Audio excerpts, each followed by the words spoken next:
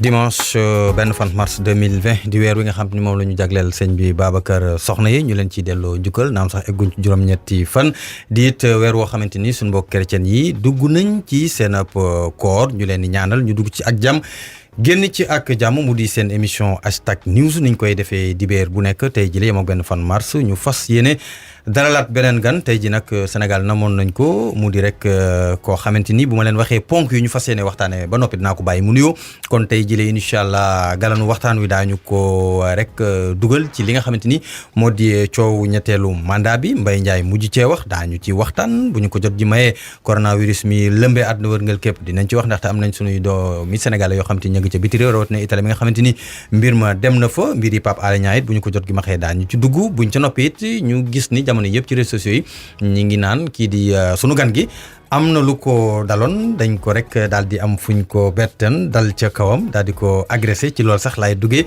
daal di ko bàyyi dalal ko daal di ko nuyu sëñ bi Clédor Sène ñu ngi lay nuyu di la ziar di la dalal fii ci Vibe Radio. salaamaaleykum wa rahmatulah maa ngi lay remercier di nuyu auditeurs u Vibe Radio yëpp. acca kon nag gan gi dégg ngeen ko mu di Clédor Sène niñ ko waxee laata may def leen dama leen di wax rek ni AIBSB li ci gën a fës ci àllarba jàpp alxames moo di ni waxu ñetteelu mandat président de la République Macky Sall dafa mel ni pënd bu wuréegul firnde gi moo di ni que ca mujj wax gannaaw Mohamed Boun Abdallah Dionne di Mbaye Ndiaye ci rek télévision buñ ko invité woon wax na ca ba mu waxee nag ku ci nekk ak na nga ko gisee ku ci nekk yii ci yàbbi ci waral ñun ba ñu jokkoo kenn ci ndawi socialiste yi Bassirou Samb am na lu mu wax Babacar ñu déglu ko ñëwaat. li ñu bëgg moom mu ngi bëgg a leer parce que boobu ba léegi dafa am ku wax ñu dàq la ku wax ñu ne la bul wax mais ku déglu Boun Abdallah Dionne déglu Mbaye Ndiaye mu wax démb da ngay xam intention wu pouvoir bi intention mooy tripartite constitution intention mooy aller vers un troisième mandat mais nañu xam ni peuple bi mobilisé woon contre Abdoulaye Wade ce peuple là qui avait dit non à un troisième mandat d'Abdoulaye Wade mais c'est un peuple qui est toujours là et je sais que ce peuple ne se laissera pas faire donc Macky doit se préparer mais c'est l'occasion de lancer un appel à la classe politique sénégalaise pour wax leen nag il est temps ñu yeewu il est temps ñu jóg pour dire non à ce forcing bi nga xam ne moom la Macky Sall bëgg a def ci réew li ñu fas yéene def mooy aujourd'hui mobiliser wu pour faire face à Macky et pour dire à Macky que du mën a jàll parce que li ñu bañaloon Abdoulaye Wade tey du moom lañ koy nangul constitution bi leer na daf ni kenn mënul def ñaari mandat yu tegloo donc pourquoi tey ñoom ñu bëgg ko forcer. acca pourquoi tey ñu bëgg ko forcer du samay kàddu Bassirou Samb mi nekk ci jeunesse xalifis moo ko wax sëñ bi seen dégg nga li mu wax. am ci xalaat dégg naa li mu wax maa ngi nuyuwaale sama rak Bassirou Samb bi nga xam ne ànd nañu ci combat yu bëri di attirer attention sénégalais yi rek ni président Macky Sall mu ngi ci premier atu mandat bi mu gañee ba ci ëllëg sa ca la woote opposition bi waxtaan pour ñu waxtaanee grand dossier mooy dialogue bi ñu jëm nii loolu mooy man gañe naa waaye mënumaa dem ñëw leen ñu toog waxtaan boobu ba tey ñu ngi mel ni ku nekk ci campagne électorale ni mu gañee élection yi duñ ci dellu si mais fexe na ba déggoo ci dàq élection locale yi nga xam ne moom la ñu dëgmal législative kenn xamul kañ la processus électoral bi kenn xamul fu ñu mujjee parce que jibooguñu ci dara ci même moment bi moi je crois que président Macky Sall ci boppam moo ñàkk respecté askan wi parce que biñ ko laajee ndax da ngay def ñetteeli mandat am déet dafa ni mënul wax waaw mënul wax déet xam nga loolu ci kilifa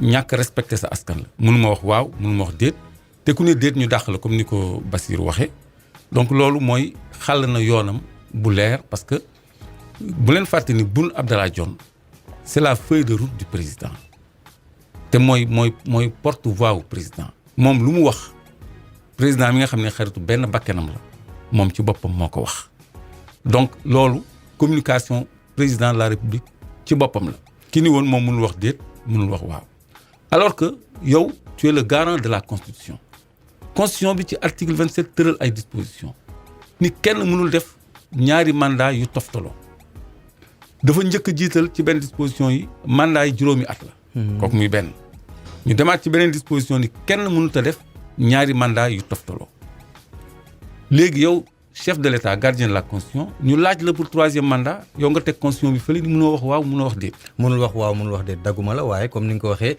Mohamed Boun Abdallah Dionne bu doon day gisaane bu gisaane mu gisaane boog jàpp na. kon 2035 bi mu wax moo di day def troisième mandat. c'est la voix de son maître 2035 bi mu wax Mbaye Ndiaye moo ko leeral en fait parce que Mbaye Ndiaye biñ ko invité te communication bi dafa tegaloo kii dafa wax 24 heures après kii wax. dañu am li naan démarche séquentielle bu fekkee ni programmeur nga démarche séquentielle da nga koy xam étape par étape pàcc par pàcc parce que bi Boun Abdallah ne 2035 nit ñi comprendre ñu ñi sax dem nañu ci seen plan Sénégal émergent bi jëm ba 2035 parce que loolu la maire bu Saint-Louis daal di waaw mais il avait pas bien compris maintenant ça vient d'être clair parce que Mbaye Ndiaye nee na constitution bi visé wul mandat précédent wu Macky Sall parce que d'après la nouvelle constitution mandat bi mooy premier mandat Macky Sall moom dans son entendement ça veut dire que président Macky Sall bii mooy premier mandat mën na amaat après 2024 beneen mandat. kon daal bu ñuy tënk galan wax ji coow li bari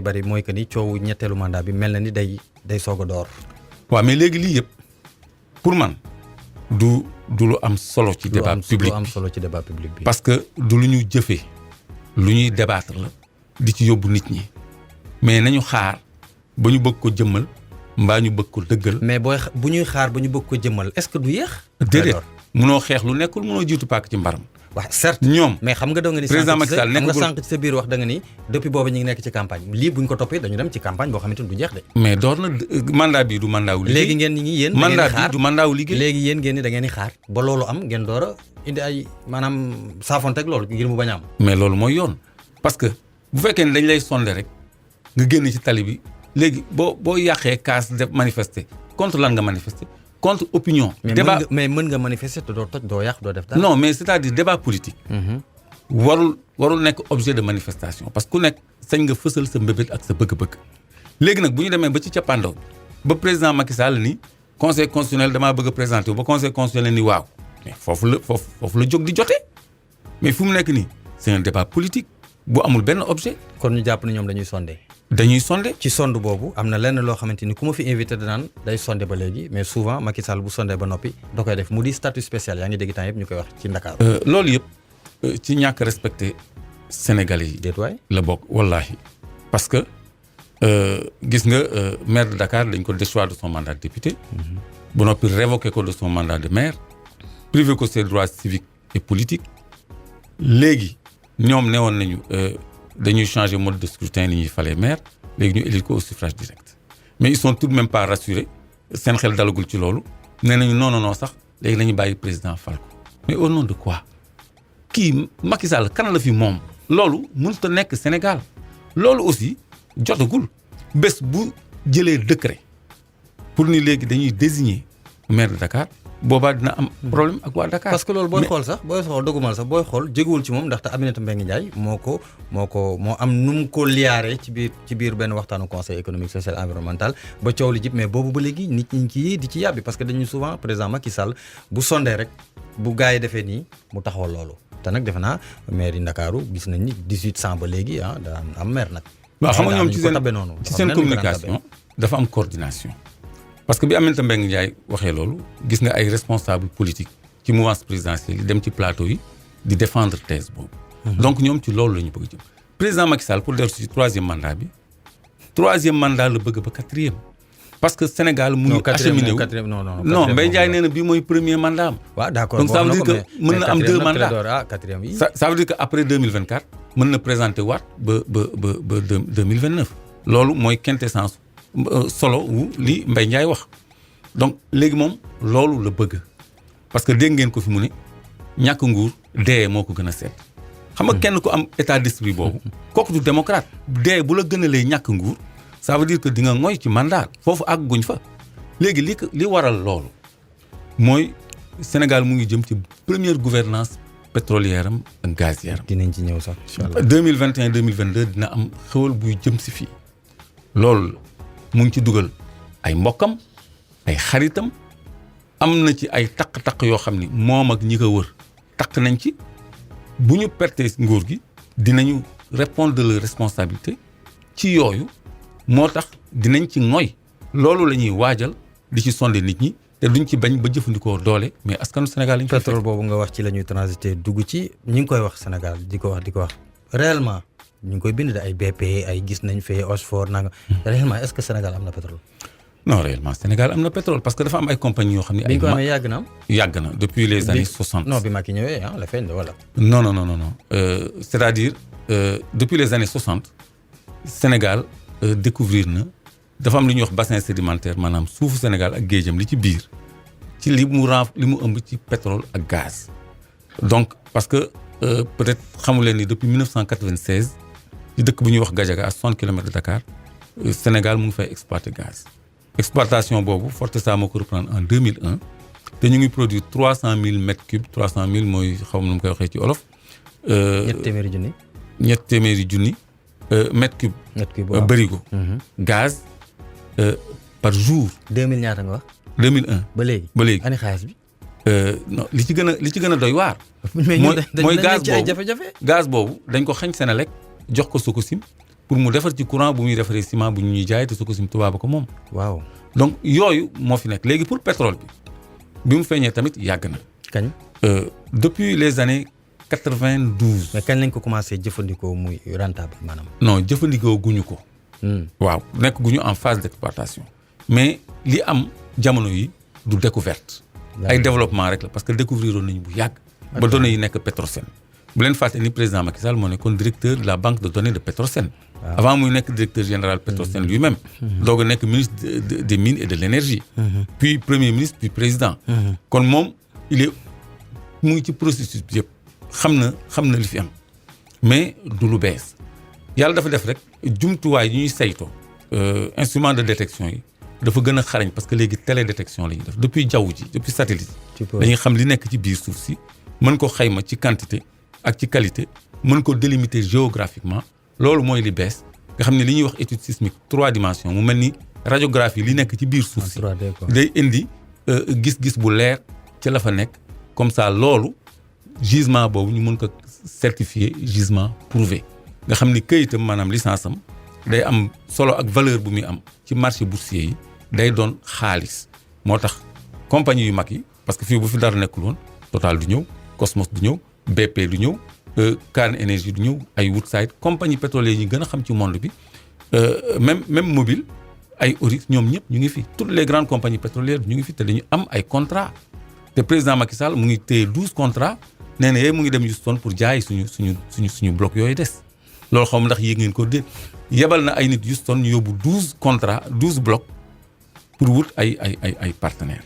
ci wàllu pétrole boobu dinañ ci des ndaxte biiru Petro-Tim moom lëmbe woon na Sénégal ak xibaar yi nga joxe ba joxe fi benn bu bees yow yoroon nga ci lu bari ba yàkkamti woon sax attekat bi woo la pour nga jox ko yow li nga ci xam. coow amoon na fi dem nga. wax nga leen li ngeen xam mais boobu ba léegi est-ce que affaire bi am na évolution. non amul évolution te dégg naa sax doyen clôturé na dossier bi jébal ko procureur. mais est-ce que kon loolu ngeen def yéen du mënuñu ko jàppee ñàkk temps bien que. sax service seen réew moo leen tax. non ñun defuñu ko c'est-à-dire procureur moo tànn def beneen procédure boo xam ni appel à témoin la moom day laajte seede ci benn mbir. alors que bu fekkoon dafa ubbi woon instruction judiciaire juge bi bu paree day jël lu ñuy wax arrêt de renvoi. jébbal dossier bi benn juge bu koy atte juridiction de jugement la koy jox mais procureur dafa aw ci beneen voie boo xam ne musuñu ko xam Sénégal appel à témoin musu fee am guléet mu ngi fii doog a am léegi juge bi pare delloo ko procureur te pourtant moom moo fi waxoon ku fi am lu leer na dem dik def naa man maa ci jiitu woon mais boobu ba léegi benn yoon la ñu déglu léegi mbir moomu dafa sérieux man waxuma ko ngir politique foofu dafa am potentiel la fa nekk ci pétrole ci gaz mu ngi tolloog 70 000 milliards de pieds cubes de gaz 70 000 milliards de pieds cubes de gaz. li nga wax ni c'est technique ndax mën nga ñu ko gën a xaymaal mu oyof pour sama yaay mi nekk ci kër ga mën a. léegi maanaam. la ñu fay produire bés bu nekk ci gaz. mètre cube mën nañ ko wax bëriw. waaw. mu ngi tolloog 14 millions ak genn wàll. ci ay bërigo gaz yu ñu war a produire bés bu nekk. waxuma la weer bu nekk waxuma la at bu nekk bés bu nekk. Babacar comme ni gars yi waxee kon ñun tekki nañ. waaw ñun tekki nañ. waaw defal ndànk parce que loolu malheureusement 5% lañ ci am. waaw te 10% la suñu texte yi sax wax. président Macky Sall dem séddoo suñu 10% bi ak Mauritanie signé fa contrat kon ça veut dire que ci 14 500 yooyu. 14 500 mètres cubes yooyu. waaw ay 5 000. ñu ngi am ay 725 mètres cubes par jour. 725 000 mètres cubes par jour. fu ñu waroon amee 1 400 000 mètres cubes par jour. presque genn wàll gi. genn wàll gi dañ ko séddoo loolu moo fa nekk. donc bloc yooyu li ñu xayma ci diir gi ñu ko mën a exploiter mu ngi toll ci 270 ans maanaam ñaar téeméer ak fukki at ak juróom ñaari xarnu voilà siècle 2 siècles lu jege ñetti siècle 270 ans diir boobu mën nga ci am bés bu ne 14 millions et demi de mètres cubes importance boobu la bloc yooyu am moo tax man ma ciy sonn di ci communiquer parce que sénégalais yi dafa mel ni dañu desee xam dayoo la fay génn te àddina bi dafa am benn enjeu mondial ci contrôle gaz en Europe parce que Russie ñoo teg loxo ci contrôle gaz en Europe moo tax BP di ci reyante pour briser monopole Russie dafa am ay enjeux yu énorme ci wàllu géopolitique yoo xam ne du ma ko bëgg sax di intégrer ci sama ay réflexion mais lu am solo la loo xam ne dafa jar a leeral te contrat boobu anam yi ñu ko joxee dafa jalgati suñuy texte de référence ba noppi dafa jalgati yoon te inspecteur général d'État dafa sant président Macky Sall pour mu annuler licence boobu loolu moo nekk ci recommandation yi proposition 2 mooy ñu retirer purement et simplement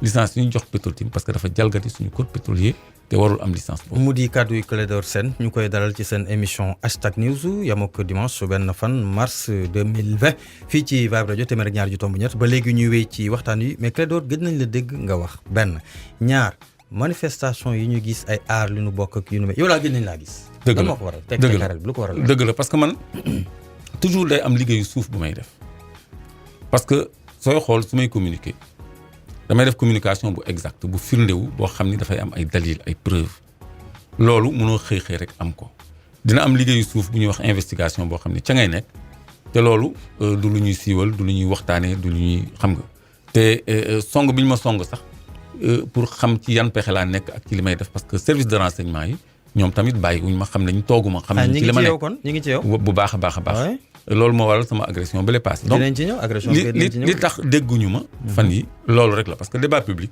mënoo cee dëkk da nga ciy nekk quand tu as de la matière à partager boo amee loo séddoog Sénégal yi loo leen jox lu bees mais mënoo la nga waxoon daaw ak daaw jéeg nga dëkk ji di ko wax bu yàggee nga soof wala lu jóg nga wax ci man bëgguma nekk expert ci lépp tamit des fois dinañ ma laaj ci ay domaines yu bëri ma wax ci sama xalaat comme citoyen mais domaine bi nga xam ne daal ci laa gën a mën a wax mooy ressources naturelles yi parce que loolu dama ci liggéey dama ci gëstu boobu nag mooy tax léeg-léeg damay nuuru ba for dara daal di fitti ñëw présenté leen am na leneen loo xam ne aussi jar na nuuru de temps yi muy coronavirus bi sonal nañu te am nañ ay étudiants yu nekk Chine temps yi bari nañ ay doomu sénégalais yoo xamante ni ñi ngi nekk Italie te mbir mi dugg na biir Italie waaw léegi am nañu quand même direction des Sénégalais de l'étranger état am na mission de protection des Sénégalais mais dégg ngeen fi chef de l'état nii Sénégal amul moyen jëli étudiants yi nekk Chine. waaw amuñu loolu indi na njàqare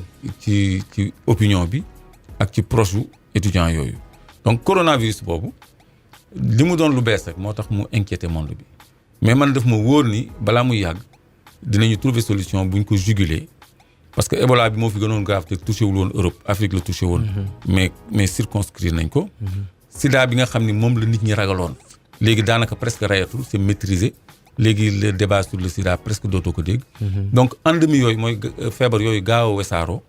buy doog a ñëw day def objet de recherche nit ñi borom xam-xam yi dañuy tëju. parce que lu am ci solution parce que lu bees la. mais à la kulli àll c'est à la portée de l'intelligence humaine danañ ko mën a indil saafara ba du wesaaroo surtout que ci dëkku tubaab yi la dal ñoom dina ci gën a góorgóorlu ndegam li dal ci dëkku Afrique yi. ci la ñu trouvé saafara astamak li dal seen dëkk noonu xam naa balaa muy yàgg ñu. laata ñuy dem pour c'est-à-dire man foofu fi ma bëgg a ñëwee sax mooy doomu sénégalais yi nekk ci biti réew bu ñu jógee Chine ci 13 étudiants yi nga xamante ni sax ci xibaar yi ñu mujjee jot ñoom nee nañ tàmbaliwaat nañ seenam njàng alhamdulilah. mais Italie affaire bi dafa commencé di wulee ñaay dafa ba sax am na ay sénégalais yoo xamante ni ñu ngi nekk ci bërëb yoo xamante ni dañ leen isolé. waaw mais am na tuuti désinformation parce que dañu waxoon chiffre bu jéggi dayoo maanaam 23000 sénégalais. waaw loolu te loolu moom màbb na wérul. donc am na quelques cas parce que boo nekkee. parce que man jokkoo naa ci ab sénégalaise boo xamante ni fi mu nekk Codogno. Mame Diarra Fam. non ab sénégalaise. waaw bu nekk Codogno. foo xamante ni bokk nañ ci fukk ak benn département yi nga xamante ni dañ leen man isolement laay wax quoi. parce que boo nee quarantaine mooy isolement rek. waaw mais xam nga lu moo quarantaine boo ko utilisé day xaw a day tiitalaate. xam nga dafa nekk jàngoro boo xam nga ñun olof la ñuy làkk sax normal. waaw xam nga communication bii nii boo ko def ci coronavirus bi. certes jàngoro la bu metti mais nag am na nooy waxee pour mën a nag nit ñi déglu la ak xel muy dal waxuñu bul joxe xibaar bu baax bi. waaye it bu ci maanaam daal nga bul exagéré. dëgg la exagéré dëgg la donc sénégalaise boobu bokk na ci fukk ak benn département yi nga xamante ni ñoom dañ leen fedd. donc wax na fi wax yu daw yaram moom lenn rek lay ñaana. nee na même bu dee autorité sax dañ leen woo pour nemmeeku leen. bu wax leen sax mbaa yéen a ci jàmm leen loolu rek sax mën na leen a defal. ndax yàlla rek mooy xam ko affaire bi di dal kum dul dal ak kuy wér donc man ci côté boobu laay waxee. dëgg la doomu Sénégal fu mu mënti nekk ak problème bu mu mënti am war na yëg taxawaayu gouvernement am muy feebar muy problème beneen war na yëg taxawaayu gouvernement am donc war nañ leen nemmeeku surtout que foofu lañ fay am ay consul ak ay ambassade am ay toftal ci directeur des Sénégalais de l'extérieur ak yooyu yëpp. donc war na am ñu leen nemmeeku xool seen jafe-jafe jéem cee indi ay saafara wala soulagement. jërëjëf Clédor ñu dem régi ñëwaat bu ñëwee nag dugg ci combat bi man ak yow. Hashtag News, c'est l'info avec la rédaction sur Vibe Radio. Hashtag News sur Vibe Radio. The best radio station on Vibe Radio. jërëjëf Babacar mi nekk ci jàppandal bi Vibe Radio téeméer ak ñaar yu tomb bu ñett mu di seen émission hashtag news yamoo ko dimanche benn fan mars 2020 ñu ci dalal rek gan di Clédor Sène Clédor mouvement Claire Vision. loolu mi nga am ba léegi am. waaw Claire Vision mouvement citoyen la bu sant gindi askan ay dóor la rek mouvement citoyen gars yi koy def mais après fu ñu mujjee mooy parti politique. waaw parce que xam nga dafa am ay mouvement citoyen yoo xam ne. sa bos du mouvement dóor. déglu ma expliquer dafa am parti mouvement citoyen yoo xam ne. waaw dafa am ay ONG yu nekk seen gannaaw di leen jàppale. ay ONG étrangères en général loolu moom la ñu gën a xam Sénégal. ok donc ñooñu souvent dañuy am ay objectifs. donc Claire Vision bokkul ci ñooñu fii ay citoyens lambda yoo xam ne xamuñu leen sax ci seen public bi ñoo dajaloo décider gindi askan bi ca la ñu moom loolu moo tax a jóg Claire Vision donc booy xool ñun suñu communication communiqué wuñu pour am mbooloo wala pour am militant mais nopp yeeg xel yi la ñu soxla pour laaye leen biir ci li Sénégal am ci koom-koom ak li mu ko mën a jëriñ te jëriñu ko. après mu jeex yéen xaaru leen ci dara. déedéet loolu mooy suñu mission. xaaru leen ci dara. xaaruñu ci dara. yéen Claire Vision mënuñu jàpp ne un jour di ngeen kii pour législative wala pour présidentielle non. législative si. présidentielle municipale non. parce que xam nga tax ma lay laaj. parce que pourquoi xam nga tax ma lay laaj loolu baal ma xam nga tax ma lay laaj loolu. waaw parce que dañu xool fii Sénégal gars yi comme li ñuy wax kuy yor du saxat. souvent ci ay mouvement la ñuy demee dañu dem ba saag soit ñu nekk parti politique. wala ñu dem jàppale kenn ni ñun ba léegi mouvement lañ defuñu politique. d'accord waaye puisque élection ñëw na dañu am ak péete donc dañu jàpp ak ñi moo tax ma laaj la loolu. d'accord bonne question xam nga ni man candidat laa woon ci élection législative 2017. waay kon ñun fa ñuy nasee loi yi nga xam ne. mooy wax Sénégal 10% la am ci alalam tubaab bi am 90%. bëgg ngeen ñun ñu amandé loolu soppi ko def contre proposition loolu lu ñu ñor la.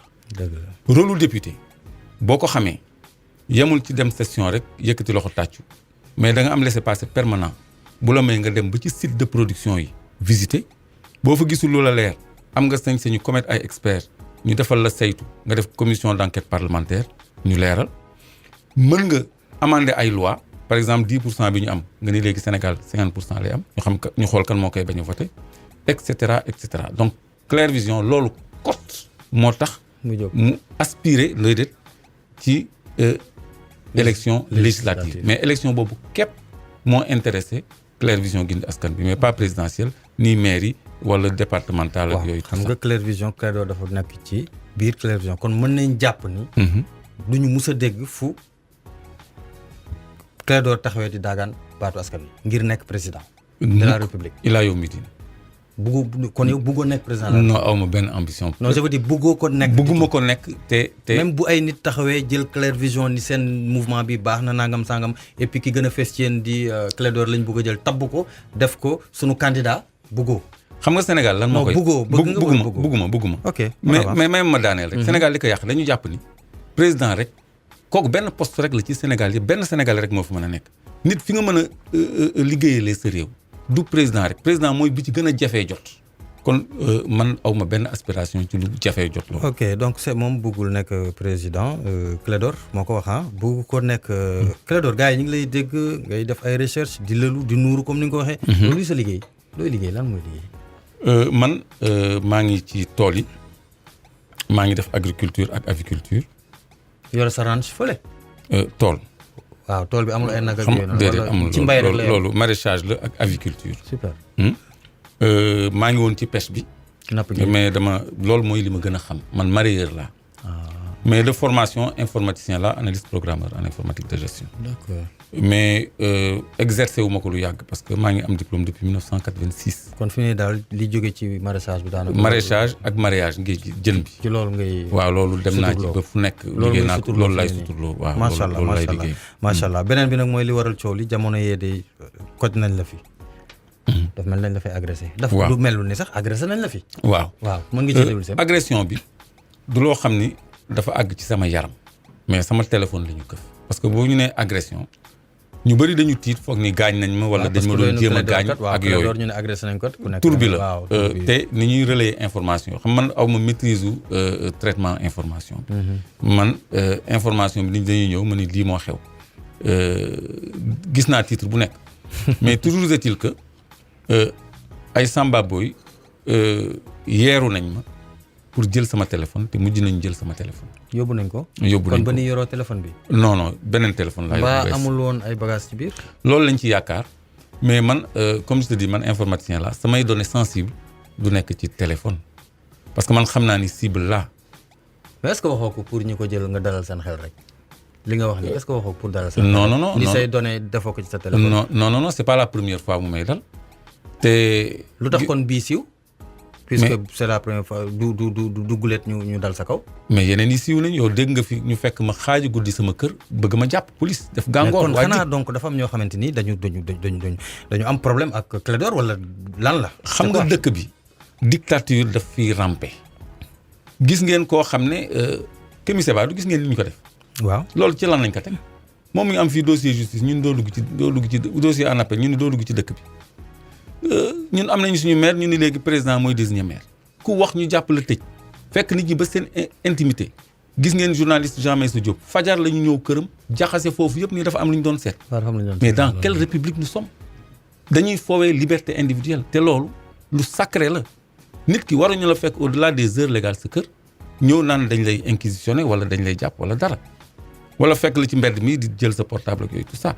parce que nee naa la maa ngi ci liggéeyu suuf boo xam ne ñoom xam nañ ko parce que c'est les plus renseignés les renseignements les services de renseignement xam nañu fi ma jëm également loolu la ñuy jéem a gàttandu mais mënuñu ma tere àgg fi ma jëm. kon bu may dégg sa wax. agression xam nañu bu baax agression bi génnoo leen ci alors. déedéet génnoo leen ci. wax naa ko fépp.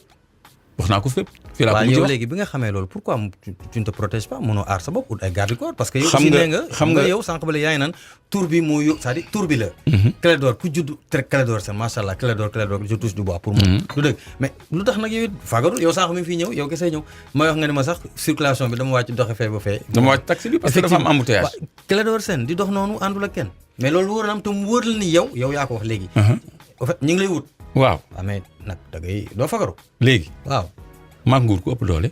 waaw d'accord. léegi defal naa ko ma wax la. nguur moom moo ëpp doole ñëpp man mënuma dund psychose sécuritaire maanaam di dox ci mbedd di njort ni ku nekk mu ngi may wut ak yooyu loolu psychose sécuritaire ngay dund. waaw.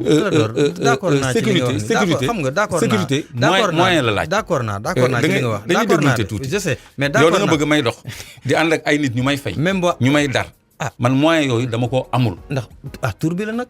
waaw tur dina ëpp borom dayoo. waaw. loolu moo ma dal kese. waaw parce que man sama tur du dara lu dul sama implication ci débat public bi nga xam ne gis nga coow pétrole ci mbéy yooyu yëpp yaa ngi ma naan gëj nañ ma dégg gëj nañ ma gis kon nit ñi ñu ngi séntu sax samay intervention dëgg la loolu mooy nattu bu ma dab boo xam ne dama ko war a jël en compte léegi loolu nag man aw ma moyen di doxantoog ay gàngoor fu ma toll di leen yore di leen entretenir loolu am na ay hommes politiques yoo xam ne am nañu yeneen ressources yu ma amul man yoo xam ne mën nañ ko wala ay hommes publics yoo xam ne am nañu yeneen ressources yoo xam ne man aw ma ko donc man ci li ma mën laay dund ba noppi dénk sama bopp yàlla xam ne ci dëgg laa nekk lu ma ci fekk mu jaral ma ko. lu la ci fekk nga jaral kon yow dafa mel ni dawoo coow. non pas du tout. dawoo coow pas du tout. bu ma doon seetkat dama naan yow doo daw ko tu coow ndaxte bu ñuy fàttali ko ay jamono mbir amoon na fii maître Sey ñu tudd la ci. waaw. agression nga ni doo protéger wu di ma tegal naa man away psychose yooyu. d'accord naa waaw yooyu d'accord naa. donc moo doon seetkat moom damay trouver ni yow mi ku bëgg raak nga comme ni ko gars yi di waxee ku bëgg raak nga. xam nga dëkk boo ci nekkee kuy def lii moom ku moytuwul. da nga bëgg raak. lan ngay wooyee raak. raak maanaam da ngay wut.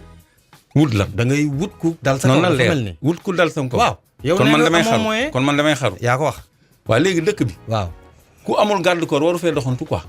déet waxuma loolu. yow ku protégé wul waroo dem dox sa soxla. déedéet yow ak Mamadou bokk leen. yow ak Babacar bokk leen. man nag dama yemale sama bopp ak Mamadou ak Babacar yëpp. dëgg la. parce que tey jii modestie la loolu. li non nga du def question modestie liberté d'esprit la. tey jii su ma namee ànd ak sama doom géej sangu ji ak samay jabar ñu nekk en famille dem plage dama leen di jël ñoom ñëpp ñu dem plage. c'est risqué su ma bëggee dem restaurant ma ànd ak ñoom dem restaurant. c'est encore risqué. su ma bëggee am leneen lu may dox ma dox ko parce que sénégalais laa comme ñëpp du ma VIP. d'accord doo VIP dawoo coow ñu ñëwaat ci maître assassinat maître Sèye boobu nga xamante ni 93 la woon mu nekkoon président conseil constitutionnel am na koo xamante ni jamono yee yàgg na tuuti dama koy indiwaat Pape Ibrahima Diakhaté dafa ñëwaatoon ba léegi rek jël tuuma teg ko su ndoddu génnewul seetalu la ci maître Abdoulaye Wade.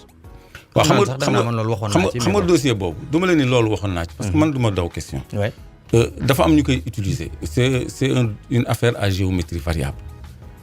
Politiciens yi ñoo ciy def surenchère politique. mais boo xoolee man maa ngi génn 2002.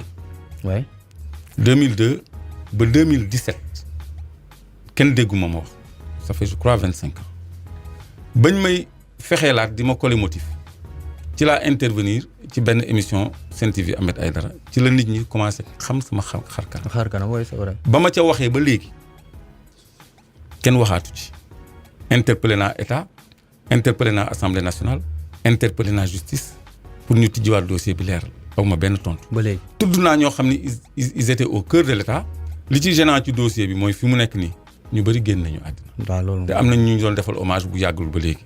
doo mën a toog fii di teg ci seen del dara parce que loolu même diine mayuñu ko ku génn àddina boo ko xamalul lu boo ko mënul waxal lu rafet nga noppi.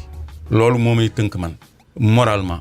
mais je suis tout à fait à l'aise pour aborder tous les sujets sans tabou comme li ngay wax ni man du ma dellu gannaaw la préféré que raak man du ma dellu gannaaw ci sama responsabilité voilà donc Pape Ibrahima Diakhaté jàppaloo ko dara ba mu waxee loolu ba léegi jàppaloo ko dara non man dama xam li nekk ci gannaawam ak ñi nekk ci gannaawam dama xam nommément ñan ñoo nekk ci gannaaw Pape non loolu ñooñu du ma leen wax fii benn député la te doo dama ko xam moo ko wax loo waaw benn député la xam naa ko bu baax. kon après moom ces déclarations woo nga ko téléphone wala gis ngeen wala moom Pape Ibrahima pas député bi. non parce que yii du guleet. mais bii da ci si woon parce que après dafa nekkoon à la une. non xëy na waaw am na yeneen yu bëri yu nekkoon à la une. mais bii moom ànd naag Abdou Latif Coulibaly bind livre. livre Abdou Latif Coulibaly boobu moom moo ko alimenté. wax c'est du guleet. après moom moo dem Walfadjri weddi boppam ak yooyu loolu inconstance boobu c'est lui parce que nit ki. ci sa faiblesse rek la nit ñi di jaar pour exploiter la pour manipuler la et cetera man dépassé naa loolu man bi ma waxee ba léegi amul ku jàkkaarloo man ci dossier bi di wax. j'ai interpellé même la magistrature te ba léegi aussi yaa ngi bëgg ñu tijjiwaat ko. mais bien sûr parce que pour yow leerul ba léegi. mais bien sûr acteurs yi ñu ngi dem il est temps même bu ñuy def un jury d'honneur sax sénégalais seen problème même bu ñu jàppul ñu ko def sax mais au moins ñu comprendre ce qui s'est passé. ñi ngi dem ku nekk ñëw def témoignage. temps baa ngi dem ndax yaakaar est-ce que rafet nga njortu à 0,99% ne dinañ ko tijjiwaat un jour. non même bu ñu changé président. non et tout. non parce que li ci nit ñi xamul mooy waa bitim réew dañ ci dugal seen loxo. ok George Moose sous-secrétaire d'État américain aux affaires africaines en 93 daf fi ñëw. tënk président Abdoulaye Wade ak président Abdou Diouf pour ñu régler problème boobu à sa suite feu François Mitterrand ñëw fi tamit woo classe politique bi yëpp dajale leen malheureusement Bruno Diatta n'est pas là kooku moo xam di nekk Sénégal yëpp parce que lépp moo ko fekkee ñëpp moo leen doon woo di organiser affaire yi donc France intervenir pour dossier bi bañ a nekk obstacle entre des retrouvailles politiques entre ñaari grandes familles politiques muy PS ak PDS parce que boobu ñuy nekkoon en plein état d'urgence FMI Banque mondiale arrêté seen financement il fallait mu am un gouvernement d'union pour ñoom ñu mën a reprendre financement au Sénégal enjeu boobu moo amoon ma nga xam ni avocats yi nekkoon ci procès boobu sax USAID moo leen fay les avocats ont été payés en dollars maître Mame Adama Gueye mu ngi may dégg maître Madické Niang mu ngi may dégg ña fa nekkoon ñëpp ma soxna kan ñoom ñëpp ils ont été payés en dollars te man fayuma leen. xam nga doo journaliste moo tax mën naa laaj yow tu es bien renseigné ah. mais li ma dund la lii du renseignement c'est mon vécu ça sama vécu nga ma laaj. bokkul ak li may gëstu ci ressources naturelles yi. bokkul ak nuuru bi. non lii sama vécu la waaw. ok parce que moi j'étais parti au procès. kañ nga mujjee gis président Abdoulaye Wade. yàggul c'est-à-dire mat na at ñaari at. ay weer ay matul weer. ci la yem ca la ñu yem. kan moo rataxal foofu ba seen toog yéen ñaar mën a am. amul ñagas. musu leen am benn ñagas. même dossier bi mu nekkee en cours. déedéet musu leen am benn problème. non ñoom seen niveau d'information ak ñun suñu niveau d'information du benn. gis nga ndeysaan dossier médecin Abdou Diouf ak Ablaye Wade ñoo gën a néew liñ ci xam. waaw. ñoo gën a néew liñ ci xam. moo tax ñoom ñaar ils se sont toujours retrouvés contre les faucons qui les entouraient les faucons qui entouraient Ablaye Wade Abdou Diouf plutôt au palais moo tax ñooñu ñu ci bëri dëddu nañu bu ñu fi nekkoon man bi ñu fi nekkee posé naa débat bi mais dañu waaf kenn tontuwul. kon daal mën nañ jàpp ne dossier boobu li ñu ci xam lu bari gannaaw yow Pape Ibrahima Diakhaté ca la bokk damay indiwaat turam. non ndax moom dafa wax yow nga wax. waaw léegi ñuy gëm yàlla rek xam ko. déedéet ñi ci xam dara. non ci man ñaar ñooñu rek laa mën tudd yow ak moom mi nga xamante ni bon fësaloon na ay kàddu ak yooyu noonu loolu moo tax. loolu ñi ci xam dara doo leen mës a dégg ñu wax. ok mësuñu prononcé wu ci dossier bi. kon dañ ko waaw la nga waxoon sànq dañ ko wax loo député moo nekk ci ginnaaw di ko wax loo. ñi ci xam dara mësuñu prononcé wu ci. ba nga toogee ak Ablaye Wade c'est-à-dire lan nga fa jëlee loo xamante ni mën na nekk luy jëriñ Sénégal ba pare yu jëriñ la. man maa demoon yóbbul ko dossier boo xam ni Sénégal da cee war a taxaw pour défendre souveraineté économique am te loolu mënuma ko effleurer. ok fii ak ay fan di ngeen ko gis. toujours pour intérêt Sénégal rek la parce que suñu réew mi waruñu ko jëbbal tubaab yi toog. bi nga ñëwee waxu la sama doom wala sama sët ndànk-ndànk waxu la loolu. déedéet parce que ci économie ak souveraineté lañ doon wax.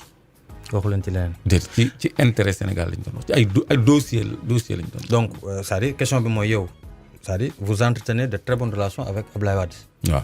et avec le parti de Maître Wade ou bien. non pas le parti. oui man non c'est juste une question. non pas avec le parti man bokkuma ci instance du parti politique. parce que je sais mais je veux dire ndax. non pas avec le parti. paa bi et puis jeex na quoi mu jeex. pas avec le parti. mais njabootu paa bi moom. non. Karim Wade par exemple non. déet waay. si même Karim amu leen benn. non charme bi non. non. ci opposition bi ndax am nga ci ay. si xarit tout le monde. ñoom ñëpp. man maa ngi nekk membre Front de résistance nationale. FRN. donc pratiquement toute l'opposition dañuy tase en conférence des leaders périodiquement di évaluer situation politique au Sénégal kon pratiquement classe politique bi yëpp laa xam te ñoom ñëpp laa amal jàmm. Vibe Radio téeméer ak ñaar yu tomb ñett dibéer benn fan mars 2020 ba léegi mu di seen émission hashtag news ñu ci dalal Clédor Sène ñuy ponk yu bari waxtaane nañ ko waaye nag du ñu toog ak moom te du ñu wax ak moom ci mbiri Guy Marius Sagna dinañ ci wax Guy Marius fi mu ne nii xomb mi ngi ko féete ginnaaw ba sax kaddu biñ ci mujjee dégg dafay jógee ci Barthélémy Diaz mu ni bu dul woon li mu nekk chrétien génn na bu yàgg noo mën a jàng loo jàngatee loolu. waaw kaddu buñ ci mujjee dégg sax kaddu cardinal bi la. cardinal parce que moom nee na tamit loolu comprendre ñu bàyyi li ñu jàppandoo woon ak gi yëpp. ñu bale daal di téye c'est-à-dire Babacar Seeti Dieng mooy problème mu liberté individuelle yi ma doon wax rek li xewoon ci kër Jean Meïssa Fall man bëgguma mettre sama bopp en exergue Jean Meïssa Diop ak ñeneen ñoo xam ne foowee nañu seen liberté gi lan lañ koy reprocher manifester palais c'est vrai que am na arrêté Ousmane Ngom àggul ci grille bi on a vu les images gi dem na ba jàpp même bu jàppee ci grille yi jàpp na ci grille yi admettons léegi étudiant APR yi fa doon xiiroo ko ŋaayoo ñoom dañoo yéeg ci bunt bi sax far di fa xeexoo ñooñu dara fekku leen ci muy 2 poids 2 mesures mais même bu fekkoon ni gii dafa jàpp ci grille Paris bi manifestation interdite rek yooyu jàpp nga nit ki dépêché nga ko placé nga jugé ko en flagrant délit bàyyi ko mais pourquoi ñu tijji instruction ci loo xam ne amul leneen lu dul exercer droit bi nga xam ne moom la constitution bi may parce que ñoom arrêté bi ñu jël pour téye ko pour layal ni manifestation boobu amul autorisation mooy arrêté Ousmane Ngom mënul féete kaw constitution mënul féete kaw loi te arrêté boobu attaqué nañ ko ba màbbal ko arrêté boobu est-ce xam nga daanu na fi jàll wax na ko fi keroog non loolu lu leer la c'est-à-dire nit ñi ils sont pas outillés mais loolu mënul féete kaw constitution léegi loolu la ñuy layalee pour arrêté gi ba noppi sempi ko ci ñëpp téye ko parce que nguur gi dañu ragal lu leer laa lay wax. parce que dañu jàpp Macky Sall ragalul de. waaw déglu ma wax Macky Sall ragaluñ de. déglu ma wax la. dañu jàpp étudiant ak professeur d'université. waaye Babacar. université di toj ndax étudiant ak ñoom ñan lañu njëkk a bàyyi. waaw étudiants yi. ñoom lañu njëkk a bàyyi. pour affaire bi seet. gii nag famille politique am moo waroon a yëngu-yëngal comme ni étudiants yi yëngalee pour seen professeur ak pour seen camarade ñu wàcc ci terrain bi parce que moom mu ngi am liggéey de soutien ci famille politique. donc ñooñu war nañu gën a présent ci combat autour de la libération de Guy Marius Sagna. sax ñu rafet ci njort parce que booy xool front bi taxawal nañ sax maître Amadou Sall pour ñu dugalaat beneen demande de liberté provisoire ñu xool nan la waa net mujjee. waaw loolu la ñu décidé woon en conférence des leaders mercredi bële passé. effectivement pour ñu impliquer wu davantage. ci xeex bi nga xam ne ay mouvement citoyen ñoo ko jiitee dans le collectif ñoo lànk te à chaque fois ñu ñëw di seet si front bi pour ñu def jonction ci lutte bi.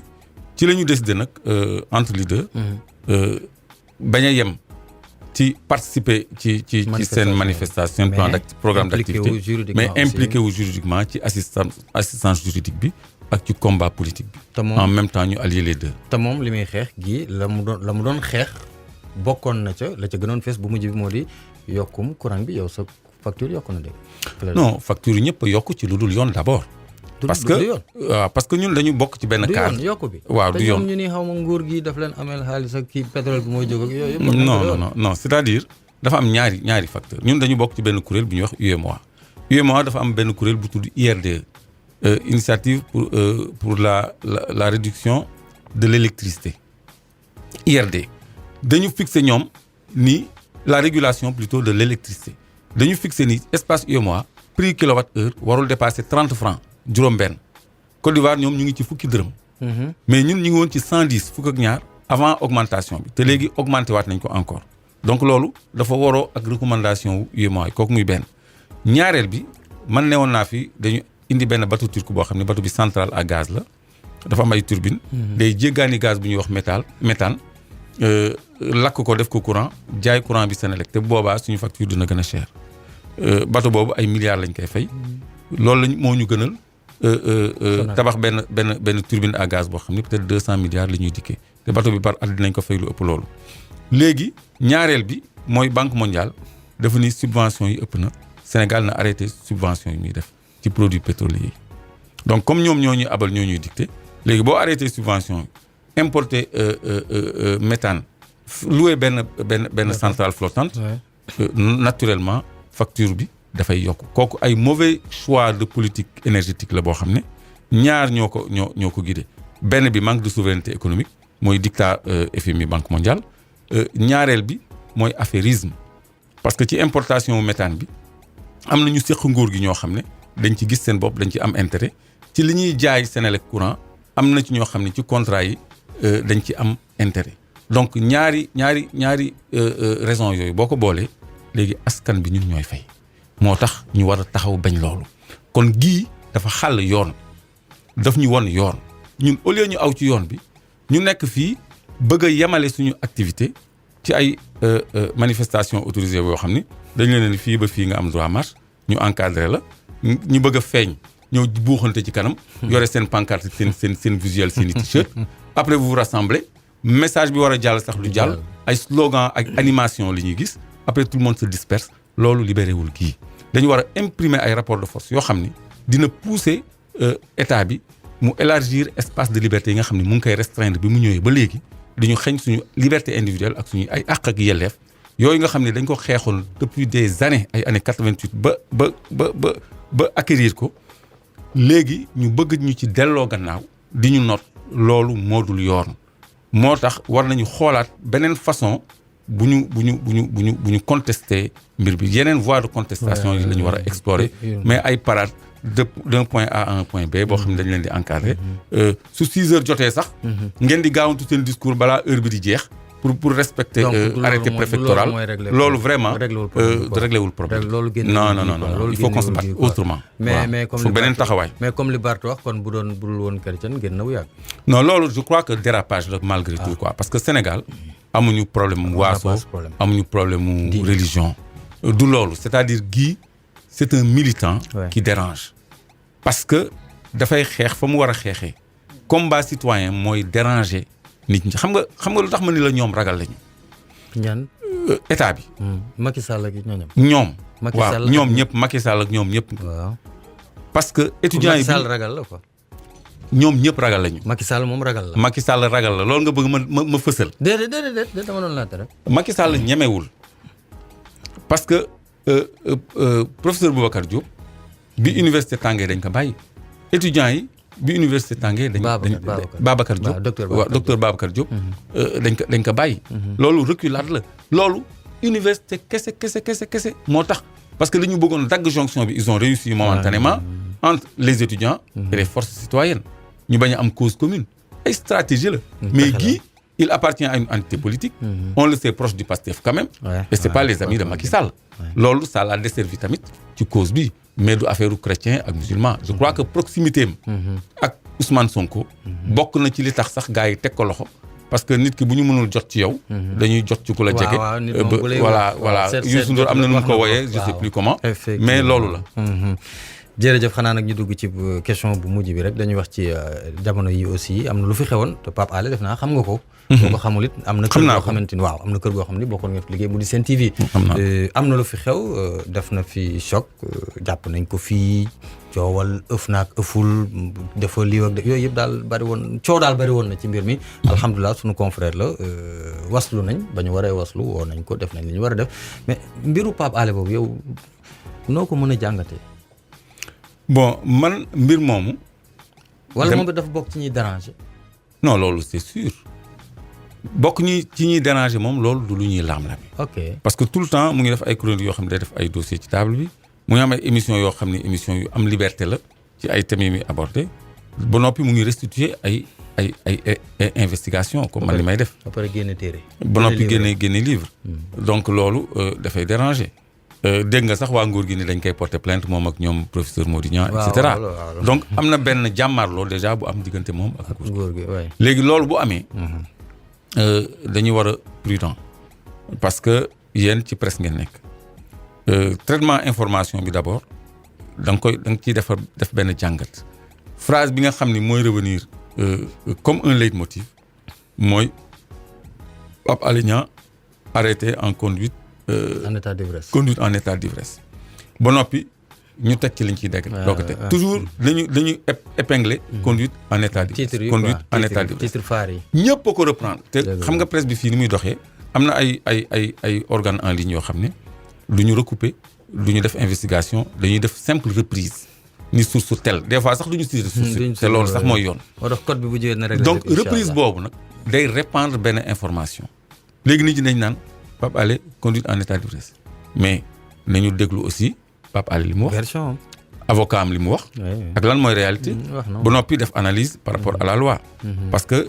gis nga ni il dérange léegi conduite en état d'ivresse délit la boo xam ne yoon mën na la ci daan ba 2 at ak amende léegi bu fekkee ni dafa soufflé ci alcool test bi mu positif ça veut dire que kon nguur gi jekku na ko pourquoi ñu koy bàyyi c'est une question kon man damay maanu ci loolu parce que am na ay inconcordance am na ay incompréhension am na lu ci leerul daal am na lu ci leerul toujours est-il que Pape Alé yoon retenirul benn charge contre lui effectivement yoon waxul ni il a conduit en état d'ivresse presse bi moo wax loolu ses confrères ñoo wax loolu pourquoi à quelle fin est-ce une erreur de bonne foi est-ce qu'un souci de communication loolu la ñu war a saytu plutôt mais boo nekkee homme public boo xam ni da ngay teg ay dossiers sur table da ngay fagaru sur tous les plans yaa ngi ma doon wax man sur le plan sécuritaire effectivement moom aussi sur le plan sécuritaire et sur bien d'autres plans war na jël ay dispositions parce que nous sommes en face d'un régime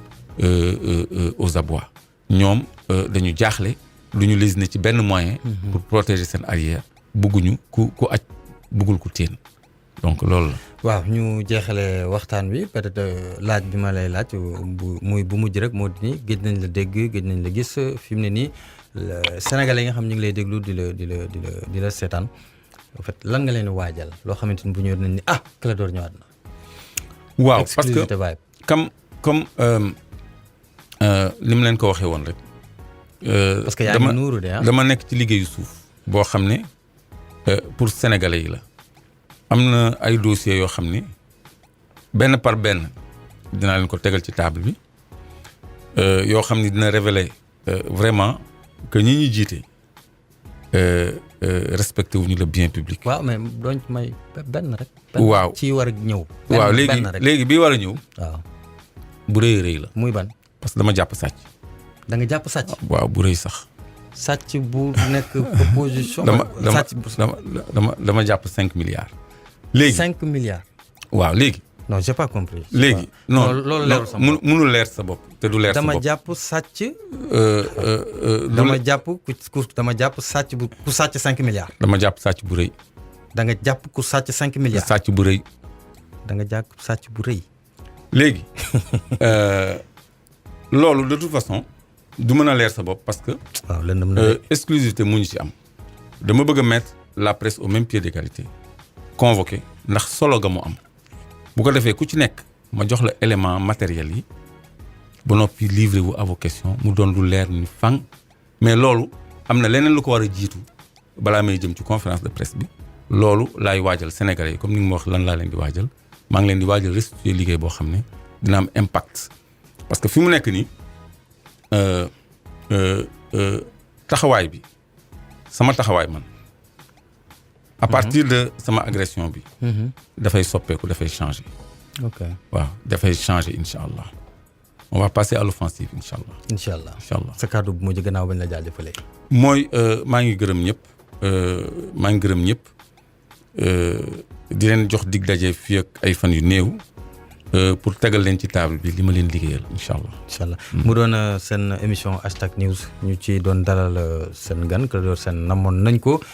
ngeen mën a ñuy bu ñu noppee léegi nii rek ci rajo bi incha allah mën ngeen ñu suivre ci YouTube ndaxte Ablaye mi ngi fi taxaw jël na ko lépp incha allah dina ko defar ni ko gars yi waxee ba mu àllaa demee Babacar moom naka jekk macha allah di ko jaajëfal jaru nga may xool si di ñàngal di ko jaajëfal kon nag leen jox dig daje incha allah ay bés bii ñu dëgmal gannaaw vibradio.sn application bi ak teew nañ wéy leen di ànd ak ñun ci Facebook Twitter Instagram jërë ngeen jëf. Hashtag News sur Vibe Radio. The best radio station on Vibe Radio.